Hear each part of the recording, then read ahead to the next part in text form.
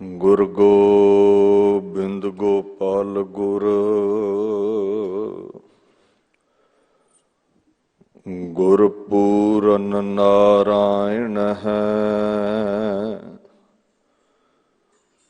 ਗੁਰ ਦਇਆਲ ਸਮਰੱਥ ਗੁਰ ਗੁਰੂ ਨਾਨਕ ਪਤਿਤ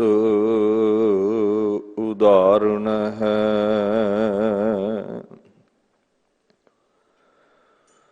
ਚਵਰ ਛਤਰ ਤਖਤ ਦੇ ਮਾਲਕ ਸਾਹਿਬ ਸ੍ਰੀ ਗੁਰੂ ਗ੍ਰੰਥ ਸਾਹਿਬ ਜੀ ਦੀ ਪਾਵਨ ਹਜ਼ੂਰੀ ਵਿੱਚ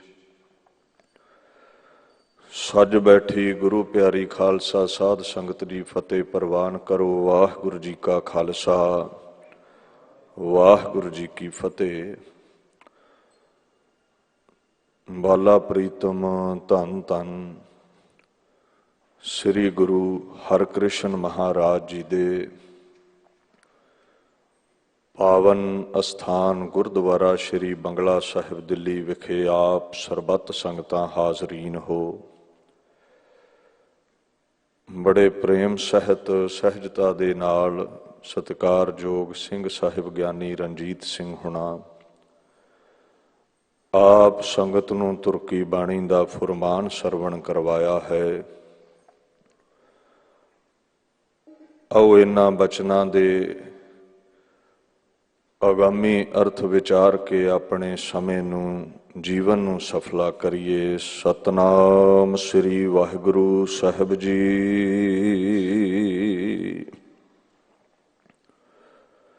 ਮਨਹੁ ਜੇ ਅੰਧੇ ਕੂਪ ਕਹਿਆ ਬਿਰਦ ਨਾ ਜਾਣਨੀ। ਸ੍ਰੀ ਗੁਰੂ ਨਾਨਕ ਦੇਵ ਮਹਾਰਾਜ ਜੀ ਦਾ ਇਹ ਪਾਵਨ ਸ਼ਲੋਕ ਸ੍ਰੀ ਗੁਰੂ ਗ੍ਰੰਥ ਸਾਹਿਬ ਜੀ ਦੇ ਪਵਿੱਤਰ 1411 ਅੰਗ ਉੱਪਰ ਦਰਜ ਹੈ। ਮਹਾਰਾਜ ਇੱਥੇ ਲੋਕਾਈ ਨੂੰ ਉਪਦੇਸ਼ ਦਿੰਦੇ ਨੇ। ਲਫ਼ਜ਼ ਵਰਤਿਆ ਹੈ ਮਨਹੁ, ਭਾਵ ਦਿਲ ਦੇ ਅੰਦਰੋਂ, ਧੁਰੋਂ, ਮਨ ਦੀ ਡੂੰਘਾਈ ਤੋਂ। ਅੱਗੇ ਅੰਧੇ ਲਫ਼ਜ਼ ਹੈ, ਭਾਵ ਜੋ ਨੇਤਰਹੀਣ ਹੈ। ਇੱਥੇ ਸਥੂਲ ਨੇਤਰਾਂ ਦੀ ਗੱਲ ਨਹੀਂ ਹੈ, ਸੂਖਸ਼ਮ ਨੇਤਰਾਂ ਦੀ ਗੱਲ ਹੈ। ਭਾਵ ਜੋ ਗਿਆਨਹੀਣ ਹੈ, ਜਿਹਦੇ ਵਿਚਾਰ ਵੈਰਾਗ ਦੇ ਨੇਤਰ ਨਹੀਂ ਨੇ। ਕੂਪ ਲਫ਼ਜ਼ ਅੰਧਕਾਰ ਲਈ ਆਇਆ ਹੈ, ਜੋ ਬੜਾ ਸੰਘਣਾ ਹੋਵੇ। ਬਿਰਦ ਲਫ਼ਜ਼ ਪਰਮਾਤਮਾ ਪਰਮੇਸ਼ਵਰ ਦਾ ਜੋ ਧਰਮ ਦਾ ਸਿਧਾਂਤ ਹੈ, ਜੋ ਅਸੀਂ ਨਿਤ ਕਰਮ ਕਰਨਾ ਹੈ ਗੁਰੂ ਦੇ ਹੁਕਮ ਦੇ ਵਿੱਚ, ਗੁਰਾਂ ਦਾ ਕਹਿਆ ਮੰਨਣਾ ਹੈ, ਉਹਦੇ ਲਈ ਆਉਂਦਾ ਹੈ। ਕਹਿੰਦੇ ਜਿਹੜੇ ਵਿਚਾਰ ਦੇ ਨੇਤਰਾਂ ਤੋਂ ਬਿਨਾਂ ਨੇ, ਅੰਨੇ ਨੇ, ਜਿਨ੍ਹਾਂ ਦੇ ਅੰਦਰ ਘੁੱਪ ਹਨੇਰਾ ਹੈ, ਵਿਕਾਰਾਂ ਦੇ ਹਨੇਰੇ ਵਿੱਚ ਜਿਹੜੇ ਡੁੱਬੇ ਹੋਏ ਨੇ, ਉਹ ਗੁਰੂ ਦਾ ਬਿਰਦ ਨਹੀਂ ਜਾਣਦੇ, ਗੁਰੂ ਦਾ ਹੁਕਮ ਨਹੀਂ ਮੰਨਦੇ, ਗੁਰੂ ਦੇ ਬਚਨ ਨੂੰ ਜੀਵਨ ਵਿੱਚ ਨਹੀਂ ਢਾਲਦੇ, ਗੁਰੂ ਦੇ ਅਕੋਰਡਿੰਗ ਆਪਣਾ ਜੀਵਨ ਬਤੀਤ ਨਹੀਂ ਕਰਦੇ। ਜਿਵੇਂ ਬਾਣੀ ਚਾਹੁੰਦਾ ਹੈ ਨਾ, ਗੁਰਮਤ ਸੁਨ ਕਛ ਗਿਆਨ ਨਾ ਉਪਜਿਓ, ਪਸ ਜਿਉ ਉਦਰ ਭਰੋ, ਕਹੋ ਨਾਨਕ ਪ੍ਰਭ ਬਿਰਦ ਪਛਾਨੋ, ਤਬ ਹਉ ਪਤਤ ਤਰੋ। ਹੇ ਮਹਾਰਾਜ, ਅਸੀਂ ਤੁਹਾਡੀ ਬਖਸ਼ੀ ਮਤ ਗ੍ਰਹਿਣ ਨਹੀਂ ਕਰਦੇ, ਕੁਝ ਗਿਆਨ ਹਾਸਲ ਨਹੀਂ ਕਰ ਸਕੇ ਤੁਹਾਡੇ ਬਚਨ ਸੁਣ ਕੇ, ਬਾਣੀ ਸੁਣ ਕੇ। ਪਸ਼ੂਆਂ ਵਾਂਗੂ ਚਰੀ ਜਾਂਦੇ ਆ, ਖਾਈ ਜਾਂਦੇ ਆ, ਖਾ ਕੇ ਸੁੱਤੇ ਰਹਿੰਦੇ ਆ। ਦਲਿੱਦਰ ਦੇ ਵਿੱਚ ਜੀਵਨ ਲੰਘ ਰਿਹਾ ਹੈ। ਉਧਰ ਭਰ ਕੇ ਸੌਂ ਜਾਈਦਾ ਹੈ, ਨਾ ਉੱਠਦੇ ਹਾਂ, ਨਾ ਅੰਮ੍ਰਿਤ ਵੇਲਾ ਸਾਂਭਦੇ ਹਾਂ, ਨਾ ਤੇਰੇ ਗੀਤ ਗਾਉਂਦੇ ਹਾਂ। पर तेरा जिहड़ा बिरद है वो पापियां नूं पाक करन वाला है, ਜਿਹੜੇ ਪਤਤ ਨੇ ਉਹਨਾਂ ਨੂੰ ਵੀ ਤੂੰ ਤਾਰਨ ਵਾਲਾ ਹੈ। ਸਾਡੇ ਤੇ ਕਿਰਪਾ ਕਰ, ਆਪਣਾ ਨਾਮ ਬਖਸ਼, ਸਾਡਾ ਪਾਰ ਉਤਾਰਾ ਕਰ, ਸਾਡੇ ਰੋਗ ਸੋਗ ਮਿਟਾਉਣੇ ਕਰ।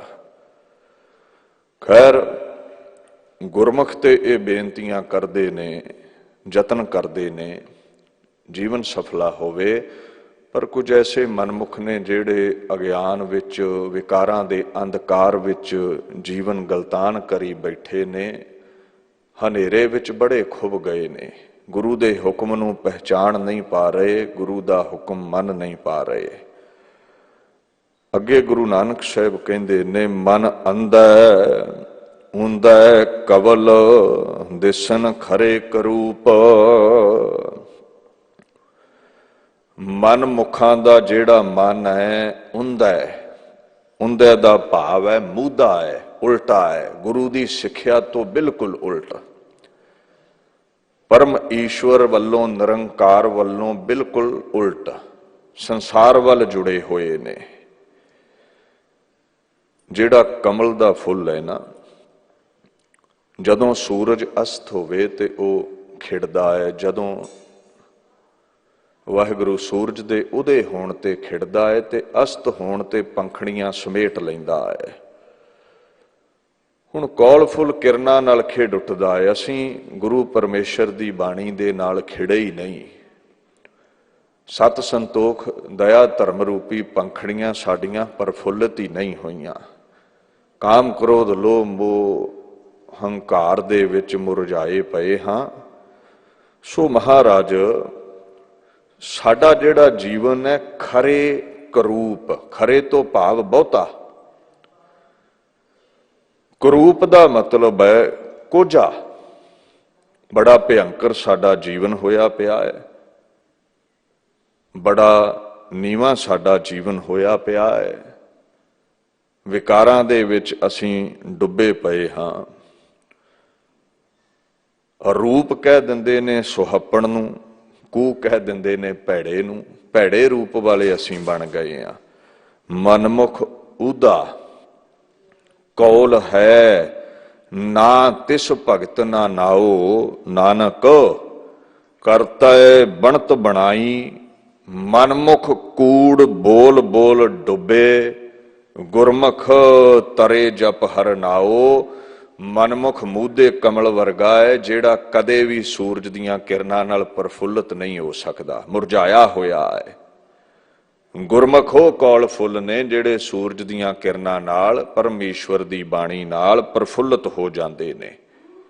ਮਨਮੁਖ ਬੜੇ ਕਰੂਪ ਜਾਪਦੇ ਨੇ, ਜੀਵਨ ਉਹਨਾਂ ਦਾ ਮੈਲਾ ਹੈ, ਉਹ ਆਪ ਦੁਖੀ ਰਹਿੰਦੇ ਨੇ, ਹੋਰਾਂ ਨੂੰ ਦੁੱਖ ਦਿੰਦੇ ਨੇ, ਭਵ ਸਾਗਰ ਤੋਂ ਤਰ ਨਹੀਂ ਪਾਉਂਦੇ, ਜੂਨਾਂ ਵਿੱਚ ਡੁੱਬ ਜਾਂਦੇ ਨੇ, ਕੂੜੇ ਨੇ, ਝੂਠੇ ਨੇ, ਕੁਫਰ ਤੋਲਦੇ ਨੇ। ਗੁਰਮੁਖ ਜਨ ਰੱਬ ਦੇ ਗੀਤ ਗਾ ਕੇ ਭਵ ਸਾਗਰ ਤੋਂ ਤਰ ਜਾਂਦੇ ਨੇ। ਸੋ ਅੱਗੇ ਮਹਾਰਾਜ ਗੁਰੂ ਨਾਨਕ ਸਾਹਿਬ ਕਹਿੰਦੇ ਨੇ, ਇੱਕ ਕਹਿ ਜਾਣਨ ਕਹਿਆ ਬੁੱਝਨ, ਤੇ ਨਰ ਸੁਗੜ ਸਰੂਪ। ਗੁਰਮੁਖਾਂ ਦੀ ਬਾਤ ਮਹਾਰਾਜ ਕਰਦੇ ਨੇ। ਐਸੇ ਮਹਾਤਮਾ ਨੇ ਦੁਨੀਆ ਤੇ ਜਿਹੜੇ ਧਾਰਮਿਕ ਗ੍ਰੰਥਾਂ ਦੇ ਵਕਤਾ ਨੇ, ਜੋ ਕਹਿੰਦੇ ਨੇ ਨਾ ਉਹ ਜਾਣਦੇ ਨੇ, ਆਪਣੇ ਜੀਵਨ ਵਿੱਚ ਉਹਨਾਂ ਢਾਲਿਆ ਹੋਇਆ ਹੈ ਉਸ ਗਿਆਨ ਨੂੰ, ਔਰ ਜੋ ਉਹ ਲੋਕਾਈ ਨੂੰ ਸਮਝਾ ਰਹੇ ਨੇ, ਆਪਣੇ ਅੰਦਰ ਉਹਨਾਂ ਬੁੱਝ ਕੇ ਉਹ ਬਚਨ ਜੀਵਨ ਤੇ ਢਾਲੇ ਹੋਏ ਨੇ। ਕੁਝ ਐਸੇ ਨੇ ਅਵਰ ਉਪਦੇਸ਼ਾ ਆਪ ਨਾ ਕਰੈ, ਲੋਕਾਂ ਨੂੰ ਉਪਦੇਸ਼ ਦਿੰਦੇ ਨੇ, ਆਪ ਨਹੀਂ ਕਮਾਈ ਕੀਤੀ, ਆਪ ਨਹੀਂ ਧਰਮ ਦੇ ਸਿਧਾਂਤ ਤੇ ਚੱਲੇ, ਲੋਕਾਂ ਨੂੰ ਕਹਿ ਦੇਣਾ ਨਿਤਨੇਮ ਕਰੋ, ਆਪ ਨਹੀਂ ਬਾਣੀ ਪੜ੍ਹੀ ਜਾਂਦੀ, ਵਿਕਾਰ ਛੱਡੋ, ਆਪ ਨਹੀਂ ਵਿਕਾਰ ਛੱਡ ਸਕੇ। ਦੂਸਰੀ ਤਰਫ ਕੁਝ ਐਸੇ ਗੁਰਮੁਖ ਨੇ, ਮਹਾਤਮਾ ਨੇ, ਜੋ ਕਹਿੰਦੇ ਨੇ, ਤੋਲ ਕੇ ਕਹਿੰਦੇ ਨੇ, ਔਰ ਉਹ ਜੀਵਨ ਵਿੱਚ ਉਹਨਾਂ ਢਾਲਿਆ ਹੋਇਆ ਹੈ। ਐਸੇ ਜਿਹੜੇ ਮਹਾਤਮਾ ਨੇ ਜਿਨ੍ਹਾਂ ਦੀ ਕਥਨੀ ਤੇ ਕਰਨੀ ਇੱਕ ਹੈ, ਤੇ ਨਰ ਸੁਗੜ ਸਰੂਪ, ਰੂਪ ਸੁੰਦਰ ਹੈ, ਸਾ ਰੂਪ ਉਸ ਤੋਂ ਵੀ ਸੁੰਦਰ ਆ। ਉਹਨਾਂ ਦਾ ਜੀਵਨ ਬੜੀ ਸ਼ੋਭਾ ਵਾਲਾ ਹੈ, ਬੜੀ ਉਹਨਾਂ ਦੀ ਜੈ ਜੈਕਾਰ ਹੈ। ਬੜੇ ਉਹ ਸੁਗੜ ਨੇ, ਸੁਘਟਤ ਨੇ, ਬੜੇ ਉਹ ਸੂਝਵਾਨ ਨੇ, ਸਿਆਣੇ ਨੇ, ਚਤੁਰ ਨੇ, ਦਾਨੇ ਨੇ, ਸੁੰਦਰ ਸਰੂਪ ਵਾਲੇ ਨੇ।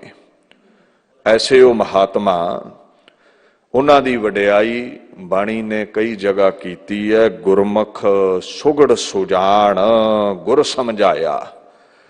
ਉਹ ਗੁਰੂ ਦੇ ਹੁਕਮ ਵਿੱਚ ਚੱਲ ਕੇ ਸੁਗੜ ਸਰੂਪ ਹੋਏ ਨੇ, ਸੂਝਵਾਨ ਹੋਏ ਨੇ, ਕੱਚ ਨੂੰ ਛੱਡ ਕੇ ਹੀਰੇ ਦੇ ਵਪਾਰ ਵਿੱਚ ਲੱਗੇ ਨੇ, ਸੰਸਾਰ ਦਾ ਤਿਆਗ ਕਰਕੇ ਨਿਰੰਕਾਰ ਦੇ ਨਾਮ ਵਿੱਚ ਲੱਗੇ ਹੋਏ ਨੇ। ਗੁਰੂ ਨਾਨਕ ਸਾਹਿਬ ਸੱਚੇ ਪਾਤਸ਼ਾਹ ਸੁਲਤਾਨਪੁਰ ਦੀ ਧਰਤੀ ਤੇ ਸਨ। ਬੜਾ ਇਤਿਹਾਸਿਕ ਪ੍ਰਫੁੱਲਤ ਸ਼ਹਿਰ ਸੀ ਭਾਰਤ ਵਰਸ਼ ਵਿੱਚ, ਪੰਜਾਬ ਦੇ ਵਿੱਚ। ਗੁਰੂ ਮਹਾਰਾਜ ਬੜੇ ਪ੍ਰਫੁੱਲਤ ਨੇ, ਖੇੜੇ ਵਿੱਚ ਨੇ, ਤੇ ਸਮਾਂ ਆਉਂਦਾ ਹੈ, ਸਗਾਈ ਹੁੰਦੀ ਹੈ ਪਾਤਸ਼ਾਹ ਦੀ।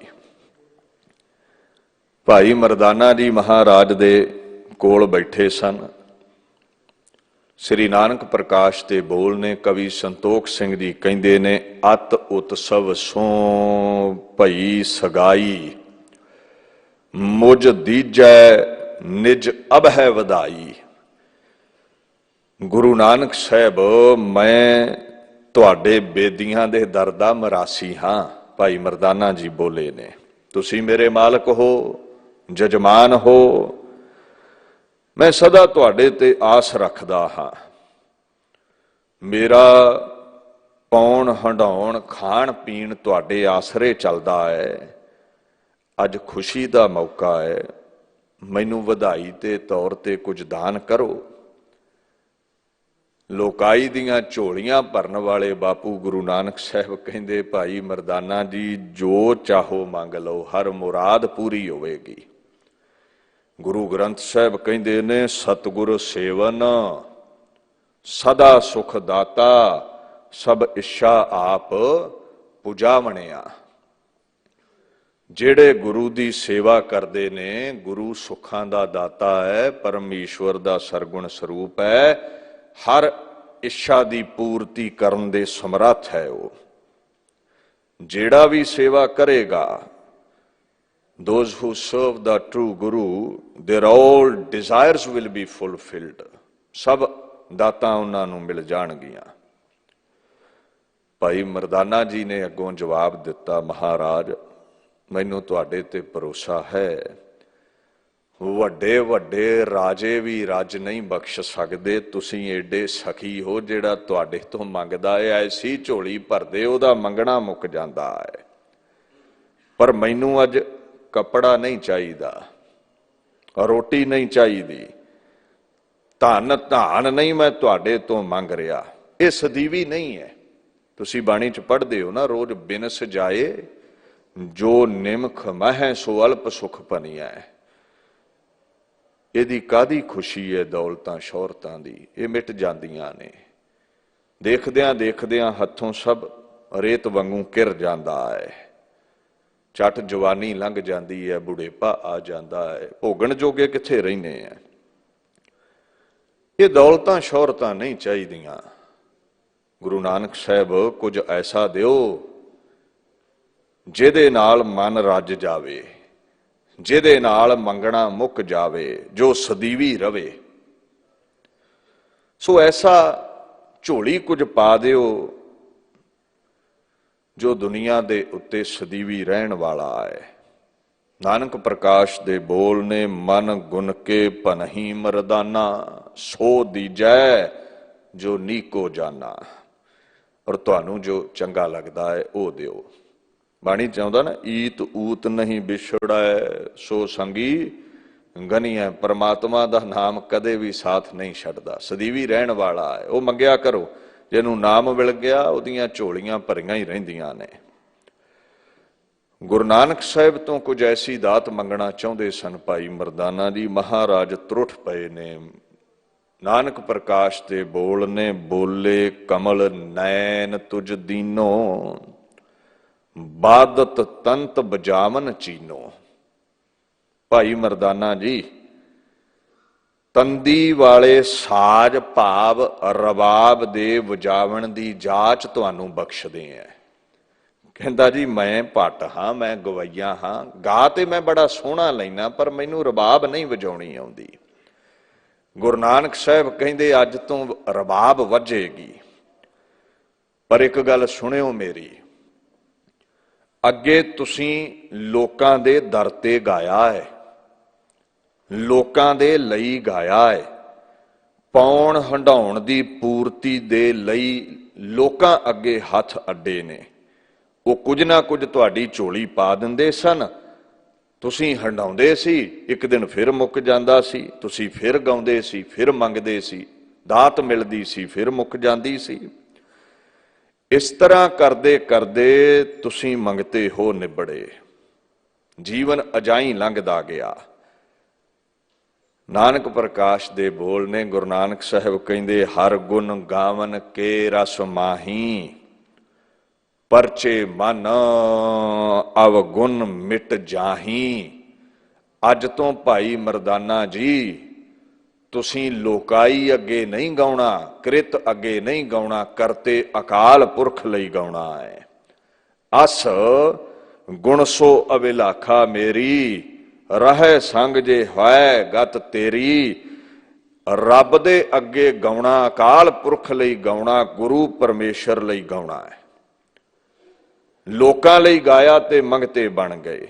ਸਾਡੇ ਨਾਲ ਰਹਿ ਕੇ ਪਰਮਾਤਮਾ ਦੇ ਗੀਤ ਗਾਓਗੇ, ਪ੍ਰਭੂ ਦੀ ਉਸਤਤੀ ਗਾਓਗੇ, ਵਿਕਾਰ ਮਿਟ ਜਾਣਗੇ, ਹਿਰਦਾ ਸ਼ੁੱਧ ਹੋ ਜਾਵੇਗਾ, ਮੁਕਤੀ ਹਾਸਲ ਹੋ ਜਾਵੇਗੀ, ਤ੍ਰਿਸ਼ਨਾ ਮਿਟ ਜਾਵੇਗੀ, ਝੋਲੀਆਂ ਭਰ ਜਾਣਗੀਆਂ, ਮੰਗਣਾ ਮੁੱਕ ਜਾਵੇਗਾ, ਲੋਕ ਪਰਲੋਕ ਸੌਰ ਜਾਵੇਗਾ। ਰੱਜ ਰੱਬ ਹੀ ਬਖਸ਼ਦਾ ਹੈ, ਬੰਦਾ ਕਿਸੇ ਨੂੰ ਰਜਾ ਨਹੀਂ ਸਕਿਆ। ਅੱਜ ਤੱਕ ਬੰਦਿਆਂ ਲਈ ਗਾਉਂਦੇ ਰਹੇ ਹੋ, ਕਿੱਥੇ ਰੱਜ ਆਇਆ ਹੈ? ਅੱਜ ਤੋਂ ਗੁਰੂ ਨਾਨਕ ਲਈ, ਅਕਾਰ ਪੁਰਖ ਲਈ ਗਾਓ, ਤੁਹਾਡਾ ਮੰਗਣਾ ਮੁੱਕ ਜਾਵੇਗਾ।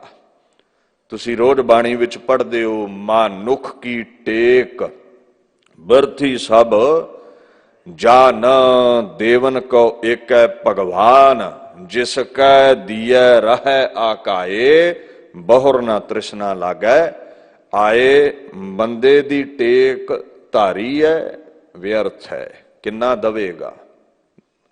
ਰੰਚਕ ਮਾਤਰ। ਇੱਕ ਦੋ ਦਿਨ ਮੰਗੋਗੇ ਦੇ ਦਵੇਗਾ, ਰੋਜ਼ ਜਾਓਗੇ ਡਾਂਗ ਫੜ ਕੇ ਮੋਰਾਂ 'ਚ ਛੱਡੇਗਾ ਵੀ ਮੈਂ ਸਭ ਕੁਝ ਤੈਨੂੰ ਲੁਟਾ ਦਿਆਂ, ਹੁਣ ਆਪ ਨਾ ਖਾਵਾਂ ਕੁਝ। ਬੰਦਾ ਰੱਜ ਨਹੀਂ ਬਖਸ਼ ਸਕਦਾ, ਪਰਮਾਤਮਾ ਰੱਜ ਬਖਸ਼ਣ ਵਾਲੇ ਨੇ। ਔਰ ਐਸਾ ਰੱਜ ਸੰਤੋਖ ਬਖਸ਼ ਦਿੰਦੇ ਨੇ, ਮੰਗਣਾ ਹੀ ਮੁੱਕ ਜਾਂਦਾ ਹੈ, ਲਾਲਚ ਰਹਿੰਦਾ ਹੀ ਕੋਈ ਨਹੀਂ। ਨਾਮ ਦਾ ਜਲ, ਨਾਮ ਦੀ ਵਰਖਾ ਤ੍ਰਿਸ਼ਨਾ ਦੀ ਅੱਗ ਬੁਝਾ ਦਿੰਦੀ ਹੈ। ਗੁਰੂ ਨਾਨਕ ਸਾਹਿਬ ਕਹਿੰਦੇ ਭਾਈ ਮਰਦਾਨਾ ਜੀ ਲੋਕਾਂ ਨੂੰ ਖੁਸ਼ ਕਰਨ ਲਈ ਗਾਉਂਦੇ ਰਹੇ ਹੋ, ਮੰਗਤੇ ਬਣੇ ਰਹੇ ਹੋ, ਤ੍ਰਿਸ਼ਨਾ ਨਹੀਂ ਮਿਟੀ। ਰੱਬ ਨੂੰ ਖੁਸ਼ ਕਰਨ ਲਈ ਗਾਓ, ਦਾਤੇ ਬਣ ਜਾਓਗੇ, ਲੋਕਾਂ ਨੂੰ ਦੇਣ ਵਾਲੇ ਬਣ ਜਾਓਗੇ। ਬਾਣੀ ਦਾ ਫਰਮਾਨ ਹੈ ਨਾ, ਸਤਿਗੁਰ ਮਿਲਿਆ ਉਲਟੀ ਭਈ, ਨਵ ਨਿਧ ਖਰਚਿਓ ਖਾਓ। 18 ਸਿੱਧੀ ਪਿਛੈ ਲੱਗੀਆਂ ਫਿਰਨ, ਨਿਜ ਘਰ ਵਸੈ ਨਿਜ ਥਾਏ। ਮਹਾਰਾਜ ਕਹਿੰਦੇ ਨੇ ਗੁਰੂ ਦੇ ਦਰ ਤੇ ਗਾਓ, ਗੁਰੂ ਦੇ ਦਰ ਦੀ ਸੇਵਾ ਕਰੋ, ਪਰਮਾਤਮਾ ਦੇ ਗੀਤ ਗਾਓ। 18 ਸਿੱਧੀਆਂ ਅਜ਼ਮਤਾਂ ਕਰਾਮਾਤਾਂ ਤੁਹਾਡੇ ਪਿੱਛੇ ਪਿੱਛੇ ਫਿਰਨਗੀਆਂ। ਜੋ ਗਲੂਏ ਚੋਂ ਕੱਢੋਗੇ ਪੂਰਾ ਹੋਓਗੇ। ਪਹਿਲਾਂ ਲੋਕਾਂ ਲਈ ਗਾਉਂਦੇ ਹੋ, ਮੰਗਤੇ ਬਣੇ ਰਹੋਗੇ, ਪਰਮਾਤਮਾ ਦੀ ਵਡਿਆਈ ਕਰੋਗੇ ਤੇ ਦਾਤੇ ਬਣ ਜਾਓਗੇ। 18 ਸਿੱਧੀਆਂ ਬਾਬਤ ਸਮਝਿਓ। ਦਾ 18 ਸੁਪਰਨੈਚੁਰਲ ਪਾਵਰਸ, ਮਿਰਾਕੂਲਸ ਪਾਵਰਸ ਜੋ ਤੁਹਾਨੂੰ ਹਾਸਲ ਹੋ ਜਾਣਗੀਆਂ। ਭਗਤ ਮੁਖੇ ਤੇ ਬੋਲਦੇ ਸੇ ਵਚਨ, ਹੋਵੰਦੇ ਜੋ ਬਚਨ ਕੱਢੋਗੇ ਪੂਰਾ ਹੋਵੇਗਾ। ਮਹਾਰਾਜ ਗੁਰੂ ਨਾਨਕ ਸਾਹਿਬ ਸੱਚੇ ਪਾਤਸ਼ਾਹ ਦੇ ਜਿਹੜੇ ਸਿੱਖ ਨੇ, ਅਕਾਲ ਪੁਰਖ ਨੂੰ ਜਿਹੜੇ ਧਿਆਉਣ ਵਾਲੇ ਨੇ, ਜਿਹੜੇ ਗੁਰੂ ਦੀ ਮੱਤ ਤੇ ਚੱਲਦੇ ਨੇ, ਉਹੀ ਸੁਗੜ ਸੁਜਾਨ ਨੇ। ਉਹਨਾਂ ਦੀ ਦੁਨੀਆ ਤੇ ਵਡਿਆਈ ਹੈ ਜਿਵੇਂ ਭਾਈ ਮਰਦਾਨੇ ਦੀ ਵਡਿਆਈ ਹੈ। ਜਿਨ੍ਹਾਂ ਗੁਰੂ ਦੇ ਹੁਕਮ ਵਿੱਚ ਜੀਵਨ ਬਤੀਤ ਕੀਤਾ, ਜਿਨ੍ਹਾਂ ਸਤਿਗੁਰ ਜੀਵਦਿਆਂ ਮੋਇਆ ਨਾ ਵਿਸਰੈ, ਸੇਈ ਪੁਰਖ ਸੁਜਾਨ ਕੁਲ ਉਧਾਰੇ ਆਪਣਾ, ਸੋ ਜਨ ਹੋਵੇ ਪ੍ਰਵਾਨ। ਮਹਾਰਾਜ ਗੁਰੂ ਗ੍ਰੰਥ ਸਾਹਿਬ ਕਹਿੰਦੇ ਨੇ, ਜਿਹੜੇ ਗੁਰੂ ਦੇ ਦਰ ਤੇ ਸੇਵਾ ਕਰਨ, ਜੀਵਦਿਆਂ ਮੋਇਆਂ ਭਾਵ ਕਿਧਰੇ ਵੀ ਗੁਰੂ ਦਾ ਚੇਤਾ ਨਾ ਭੁਲਾਉਣ, ਉਹੀ ਸੁਜਾਨ ਨੇ, ਸੁਗੜ ਨੇ, ਸੋਭਨੀਕ ਨੇ। ਆਪ ਤੇ ਮੁਕਤ ਹੋਣਗੇ ਹੀ, ਆਪਣੀਆਂ ਕੁੱਲਾਂ ਨੂੰ ਵੀ ਨਜ਼ਾਤ ਦਵਾ ਲੈਣਗੇ। Their families are saved and they are approved by the Lord। ਖੁਦਾ ਦੇ ਦਰ ਤੇ ਉਹ ਪ੍ਰਵਾਨ ਹੋ ਜਾਂਦੇ ਨੇ, ਸੁਗੜ ਸਰੂਪ ਅਖਵਾਉਂਦੇ ਨੇ। ਜੋ ਸੰਸਾਰ ਨਾਲ ਜੁੜੇ ਰਹਿੰਦੇ ਨੇ ਮਨਮੁਖ, ਉਹ ਕਰੂਪ ਅਖਵਾਉਂਦੇ ਨੇ, ਉਹਨਾਂ ਨੂੰ ਲਾਹਨਤਾਂ ਪੈਂਦੀਆਂ ਨੇ। ਅੱਗੇ ਔਗਣ ਹਾਰਿਆਂ ਬੰਦਿਆਂ ਬਾਬਤ ਗੁਰੂ ਨਾਨਕ ਸਾਹਿਬ ਪਾਤਸ਼ਾਹ ਫੁਰਮਾਨ ਕਰਦੇ ਨੇ, ਇਕ ਨਾ ਨਾਦ ਨਾ ਬੇਦ ਨਾ ਗੀ ਰਸ, ਰਸ ਕਸ ਨਾ ਜਾਣੰਤ। ਕੁਝ ਦੁਨੀਆ ਤੇ ਐਸੇ ਲੋਕ ਨੇ ਜਿਨ੍ਹਾਂ ਨੂੰ ਸ਼ਬਦ ਦਾ ਰਸ ਆਇਆ ਹੀ ਨਹੀਂ ਹੈ, ਮਨਮੁਖ ਨੇ ਉਹ। ਨਾਦ ਲਫ਼ਜ਼ ਧਵਨੀ ਤੋਂ ਅਰਥਾਂ ਵਿੱਚ ਆਉਂਦਾ ਹੈ। ਸ਼ਬਦ ਨੂੰ, ਆਵਾਜ਼ ਨੂੰ, ਧਵਨੀ ਨੂੰ ਨਾਦ ਕਹਿ ਦਿੰਨੇ ਆ ਆਪਾਂ। ਅੱਛਾ, ਜਦੋਂ ਡੂੰਘਾਈ ਵਿੱਚ ਜਾਂਦੇ ਹੋ, ਇਹ ਜਿਹੜਾ ਨਾਦ ਲਫ਼ਜ਼ ਹੈ ਦੋ ਪ੍ਰਕਾਰ ਦਾ ਹੈ, ਇੱਕ ਆਹਤ ਹੈ, ਇੱਕ ਅਨਾਹਤ ਹੈ। ਇਹ ਅਨਾਹਤ ਜਿਹੜਾ ਹੈ ਨਾ, ਇਹ ਅੱਗੇ ਦੋ ਪ੍ਰਕਾਰ ਦਾ ਹੈ। ਦੇਖੋ, ਆਹਤ ਲਫ਼ਜ਼ ਉਹ ਹੈ ਜੋ ਚੀਜ਼ ਦੇ ਮਿਲਣ ਨਾਲ, ਦੋ ਪਦਾਰਥਾਂ ਦੇ ਮਿਲਣ ਨਾਲ ਪ੍ਰਗਟ ਹੁੰਦਾ ਹੈ। ਦੋ ਪਦਾਰਥਾਂ ਦੇ ਟਕਰਾਉਣ ਦੇ ਨਾਲ ਜੋ ਆਵਾਜ਼ ਆਉਂਦੀ, ਜਿਵੇਂ ਹੱਥ ਤੇ ਹੱਥ ਮਾਰੋ ਤੇ ਤਾੜੀ ਵੱਜਦੀ ਹੈ। ਦੂਸਰਾ ਜਿਹੜਾ ਭਾਵ ਹੈ, ਜਿਵੇਂ ਤੁਸੀਂ ਕੋਈ ਬੀਨ ਵਜਾਉਂਦੇ ਹੋ, ਕੋਈ ਸਤਾਰ ਤੋਂ ਸਾਜ਼ ਪੈਦਾ ਹੁੰਦਾ ਹੈ, ਮੁਰਲੀ ਤੋਂ ਸਾਜ਼ ਪੈਦਾ ਹੁੰਦਾ ਹੈ, ਕੁਝ ਗਲੂਏ ਤੋਂ ਵਜਾਉਂਦੇ ਹੋ, ਕੁਝ ਹੱਥਾਂ ਦੇ ਨਾਲ ਤੰਦ ਛੇੜਦੇ ਹੋ, ਇਸ ਨੂੰ ਆਹਤ ਕਹਿ ਦਿੱਤਾ ਜਾਂਦਾ ਹੈ। ਅੱਗੇ ਆਹਤ ਸ਼ਬਦ ਵੀ ਤਿੰਨ ਪ੍ਰਕਾਰ ਦਾ ਹੁੰਦਾ ਹੈ, ਪ੍ਰਾਣੀ ਭਵ, ਅਪਰਵਾਣੀ ਭਵ, ਉਭੈ ਭਵ। ਜੋ ਗਲੇ ਤੋਂ ਪ੍ਰਗਟ ਹੋ ਰਿਹਾ ਹੈ, ਜੋ ਨਾਦ ਗਲੇ ਚੋਂ ਪੈਦਾ ਹੁੰਦਾ ਹੈ, ਉਹਨੂੰ ਪ੍ਰਾਣੀ ਭਵ ਆਪਾਂ ਕਹਿ ਦਿੰਨੇ ਆ। ਜੋ ਵਾਜੇ ਸਤਾਰ ਤੋਂ ਵੱਜਦਾ ਹੈ, ਉਹ ਅਪਰਵਾਣੀ ਭਵ ਹੋ ਜਾਂਦਾ ਹੈ। ਔਰ ਜਿਹੜਾ ਦੁਨਿਆਵੀ ਸਾਜ਼ ਨੂੰ ਮੂੰਹ ਨਾਲ ਲਾ ਕੇ ਵਜਾਇਆ ਜਾਂਦਾ ਹੈ, ਉਹ ਤੀਸਰਾ ਪੱਖ ਹੋ ਜਾਂਦਾ ਹੈ, ਉਭੈ ਸੰਭਵ। ਸੋ ਇਹ ਜਿਤਨੇ ਵੀ ਪ੍ਰਕਾਰ ਦੇ ਦੁਨੀਆ ਤੇ ਨਾਦ ਨੇ, ਸਾਜ਼ ਨੇ, ਆਵਾਜ਼ਾਂ ਨੇ, ਚਾਹੇ ਉਹ ਅਨਾਹਤ ਪਦ ਹੈ, ਬੀਨ ਬੰਸਰੀ ਹੈ, ਜੋ ਕੁਝ ਵੀ ਦੁਨੀਆ ਦੇ ਉੱਤੇ ਹੈ, ਇਹਦੀ ਕਈਆਂ ਨੂੰ ਸਮਝ ਨਹੀਂ ਹੁੰਦੀ। ਨਾ ਰਾਗ ਵਿਦਿਆ ਦਾ ਹੀ ਕੋਈ ਗਿਆਨ ਹੈ, ਨਾਦ ਵਿਦਿਆ ਬਾਬਤ ਹੀ ਕੁਝ ਜਾਣਦੇ ਨੇ।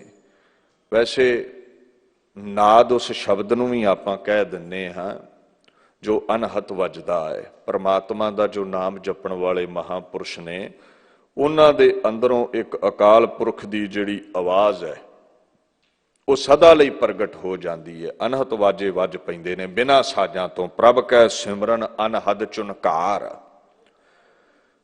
ਮਹਾਰਾਜ ਕਹਿੰਦੇ, ਲੋਕ ਦੁਨੀਆ ਤੇ ਐਸੇ ਨੇ ਜਿਨ੍ਹਾਂ ਨੂੰ ਨਾਦ ਦੀ ਸਮਝ ਨਹੀਂ, ਭਾਵ ਉਹ ਕੋਈ ਗਵਈਏ ਵੀ ਨਹੀਂ, ਉਹ ਰਾਗ ਸਾਜ਼ ਜਾਣਦੇ ਹੀ ਨਹੀਂ, ਉਹਨਾਂ 'ਚ ਗੁਣ ਹੈ ਨਹੀਂ ਹੈ।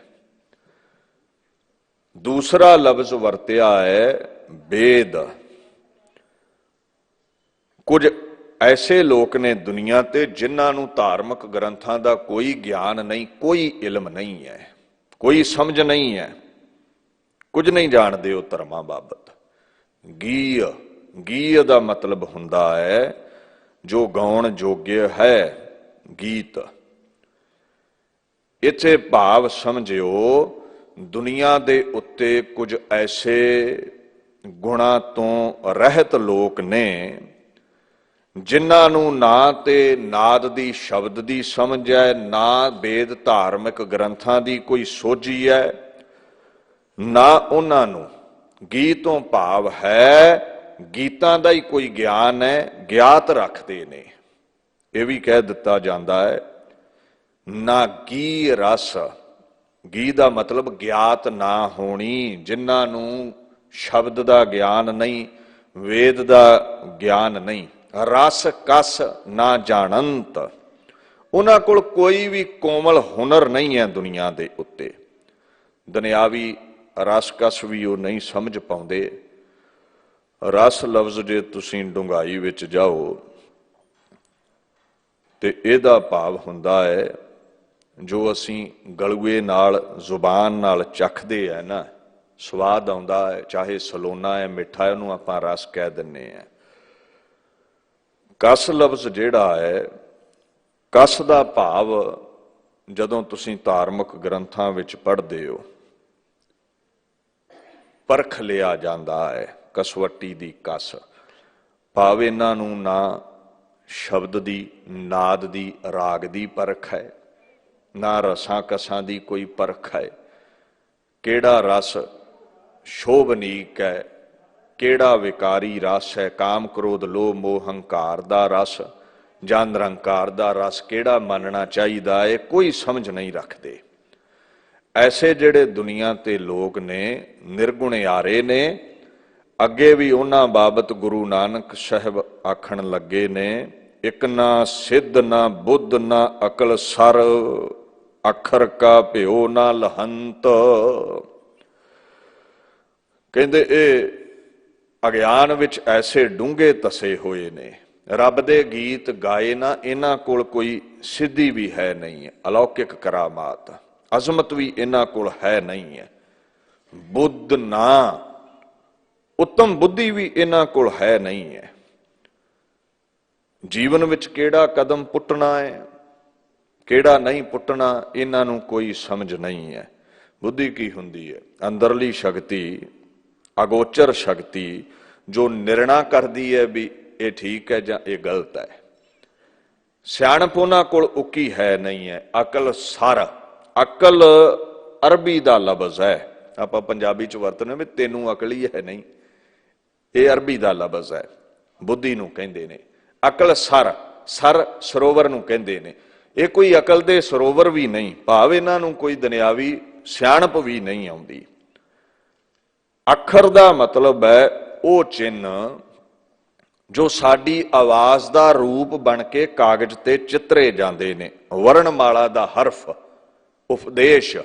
ਇੱਥੇ ਅੱਖਰ ਦਾ ਭਾਵ ਲੈਣਾ ਹੈ ਗੁਰਾਂ ਦਾ ਸ਼ਬਦ, ਮਹਾਂਪੁਰਸ਼ਾਂ ਦੇ ਬਚਨ। ਇਹਨਾਂ ਨੂੰ ਕੋਈ ਭੇਦ ਨਹੀਂ ਹੈ ਮਨਮੁਖਾਂ ਨੂੰ ਵੀ ਇਹ ਬਚਨ ਕੈਸੀ ਤਾਕਤ ਰੱਖਦੇ ਨੇ, ਕਿਵੇਂ ਜੀਵਨ ਸਵਾਰਦੇ ਨੇ। ਦੂਸਰਾ ਭਾਵ ਇਹਨਾਂ ਨੂੰ ਅੱਖਰ ਦਾ ਭਿਓ ਨਹੀਂ ਹੈ, ਅੱਖਰ ਦਾ ਗਿਆਨ ਨਹੀਂ ਹੈ। ਕਈ ਵਾਰ ਤੁਸੀਂ ਵੇਖੇ ਨੇ ਨਾ, ਐਸੇ ਅਗਿਆਨੀ ਲੋਕ ਗੁਰੂ ਗ੍ਰੰਥ ਸਾਹਿਬ ਦੀ ਬਾਣੀ ਤੇ ਕੁਤਰਕ ਕਰਦੇ ਨੇ, ਦਸਮ ਬਾਣੀ ਤੇ ਕੁਤਰਕ ਕਰਦੇ ਨੇ, ਇਤਿਹਾਸ ਤੇ ਕੁਤਰਕ ਕਰਦੇ ਨੇ। ਅਸਲ ਦੇ ਵਿੱਚ ਉਹਨਾਂ ਨੂੰ ਅੱਖਰ ਦਾ ਭੇਦ ਹੀ ਨਹੀਂ ਹੈ। ਆਉਂਦੀ ਤੇ ਆਪਣੀ ਮਦਰ ਟੰਗ ਉਹਨਾਂ ਨੂੰ ਪੰਜਾਬੀ ਨਹੀਂ, ਤੇ ਬਾਣੀ ਵਿੱਚ ਤੇ ਅਰਬੀ, ਫਾਰਸੀ, ਸੰਸਕ੍ਰਿਤ, ਬ੍ਰਿਜ ਭਾਸ਼ਾ, ਬੇਅੰਤ ਭਾਸ਼ਾਵਾਂ ਨੇ। ਸੋ ਅੱਖਰ ਦਾ ਭਿਓ ਨਾ ਹੋਣ ਕਰਕੇ ਐਸੇ ਲੋਕ ਤਰਕ ਕੁਤਰਕ ਵਿੱਚ ਪਏ ਰਹਿੰਦੇ ਨੇ। ਗੁਰੂ ਨਾਨਕ ਸਾਹਿਬ ਸੱਚੇ ਪਾਤਸ਼ਾਹ ਕਹਿੰਦੇ ਇਹਨਾਂ ਵਿੱਚ ਕੋਈ ਗੁਣ ਹੈ ਨਹੀਂ ਹੈ, ਨਾ ਕੋਈ ਰਿੱਧ, ਨਾ ਕੋਈ ਸਿੱਧ, ਨਾ ਕੋਈ ਬੁੱਧ, ਨਾ ਕੋਈ ਅੱਖਰ ਦਾ ਭੇਦ, ਨਾ ਕੋਈ ਰਾਗ ਦਾ ਭੇਦ, ਨਾ ਕੋਈ ਨਾਦ ਦਾ ਭੇਦ। ਕੋਈ ਵੀ ਇਹ ਭੇਦ ਨਹੀਂ ਜਾਣਦੇ। ਅੱਗੇ ਮਹਾਰਾਜ ਆਖਣ ਲੱਗੇ, ਨਾਨਕ ਤੇ ਨਰ ਅਸਲ ਖਰ, ਜੇ ਬਿਨ ਗੁਣ ਗਰਭ ਕਰੰਤ। ਮਹਾਰਾਜ ਕਹਿੰਦੇ ਅਸਲ ਖੋਤੇ, ਗਧੇ ਇਹ ਲੋਕ ਨੇ। ਮਹਾਰਾਜ ਜੀ ਕਿਉਂ? ਕਹਿੰਦੇ ਮੂਰਖਾਂ ਕੋਲ ਗੁਣ ਕੋਈ ਵੀ ਨਹੀਂ ਹੈ ਤੇ ਹੰਕਾਰ ਏਦਾਂ ਚੁੱਕੀ ਫਿਰਦੇ ਨੇ ਜਿਵੇਂ ਚਤੁਰ ਭਗਤੇ ਹੋਣ। ਹੰਕਾਰ ਏਦਾਂ ਚੁੱਕੀ ਫਿਰਦੇ ਨੇ ਜਿਵੇਂ ਇਹਨਾਂ ਵਰਗਾ ਕੋਈ ਗਿਆਨੀ ਨਾ ਹੋਵੇ। ਕੁਤਰਕ ਏਦਾਂ ਕਰਨਗੇ ਵੀ ਜਿਵੇਂ ਚਾਰ ਸ਼ਾਸਤਰ ਇਹਨਾਂ ਦੀ ਜ਼ੁਬਾਨ ਤੇ ਨੱਚਦੇ ਹੋਣ। ਬਾਤਾਂ ਏਦਾਂ ਪਾਉਣਗੇ ਰਾਗ ਦੀਆਂ, ਰਾਗੀਆਂ ਵਿੱਚ ਨੁਕਸ ਏਦਾਂ ਕੱਢਣਗੇ ਜਿਵੇਂ ਸਾਰੇ ਹੀ ਰਾਗ ਜਾਣਦੇ ਹੋਣ। महाराज कहते गुण कोई भी नहीं है, निरे खोते ने, पशु बिरती ने, ते तर्क कुतर्क हर चीज ते ही साधी जाते ने, बिना मंगिया ही सलाह दई जानी। कदे गुरु घर की मर्यादा च नुक्स कढ़ देना, कदे गुरु के वजीर नूं मंदा कह देना, कदे सेवादारां नूं बुरा भला कह देना। मतलब उन्हां दा कर्म ही यह है, जिथे भी बह जाना नुक्स ही कढ़ने ने। अपने आप नूं आला समझना भी मेरे वर्गा कोई दूसरा पैदा ही नहीं होया। वो चलो जिहदे कोल गुण ने उन्हें हंकार कर लिया, कुछ मनण विच आई गल भी किसे गुण दा ही हंकार कर रहा है, पर कलयुग दे समय विच हंकार ही औगणियारे करदे ने जिन्हां कोल गुण भी कोई नहीं है। महाराज कहंदे ने those people are really like donkeys, they have no virtue. कोई उन्हां कोल गुण नहीं है, नो मैरिट, कोई उन्हां कोल मरातबा नहीं है, but still they are very proud. फिर भी हंकार चुकी फिरदे ने, खोते वांगू हिणकदे रहिंदे ने, पछंडे मारदे रहिंदे ने, वाद विवाद करदे रहिंदे ने, झगड़े करदे रहिंदे ने। महाराज कहंदे असल ये खोते ने, असल ये खर ने। देखो हंकार बंदे नूं डुबा दिंदा है। करना ते गुणा दा भी नहीं चाहिदा, औगणा वाले जे करनगे उन्हां दी सजा ते होर भी वध जांदी है। गर्भ बड़ो मूल इतनो, रहन नहीं गहो कितनो। महाराज आखण लगे इना हंकार चुकी फिरदा है, अपना मूल ते थोड़ा जिहा ध्यान नाल वेख्या कर, पैदा कित्थों होया है। रंचक रेत खेत तन निर्मत, दुर्लभ देह सवार धरी, रक्त बीरज तो गंदगी दे पलीत कतरे तो शरीर पैदा होया तेरा। सोहना जिहा चम ला के टकिया है रब ने, कादे लई उछलदा है। एक दिन पलीतता विच ही मिट जाना है, लहू वह तुरना है, मास झड़ जाना है, मिट्टी हो जाना है। मिट्टी दा कादा मान है जदों रहना नहीं है दुनिया ते। पर मेरी मेरी करदा है, मैं करदा है, मेरे वर्गा कोई दूजा नहीं। इन्ना गर्भ चुकी फिरदा है, डुबेगा बड़े बड़े अहंकारिया नानक गर्भ गले। बंदा जदों भी डुबिया है हंकार विच ही डुबिया है। हंकारी बंदा 84 लाख जूना विच डुब जांदा है।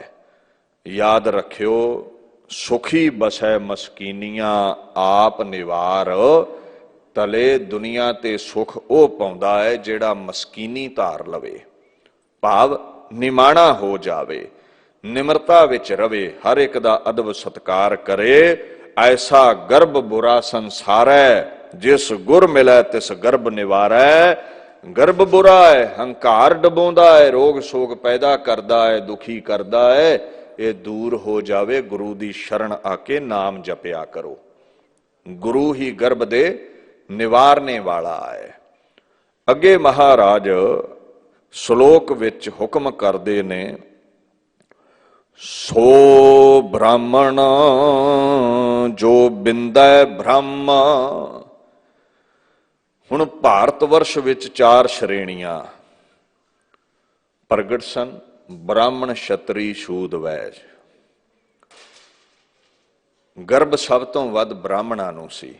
असीं उच्चे, असीं ब्रह्म दी अंश, असीं सब तो महान, चौहां वर्णां चों अपने आप नूं श्रेष्ठ समझदे सन। गुरमत ने ब्राह्मणी दी कुख चों पैदा होने वाले नूं श्रेष्ठ नहीं समझिया।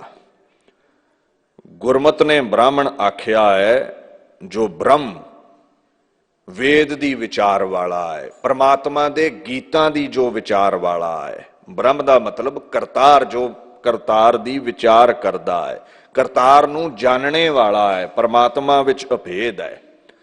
जेड़ा ब्रह्म नूं जानेगा, बिंदेगा, समझेगा, वही ब्राह्मण है।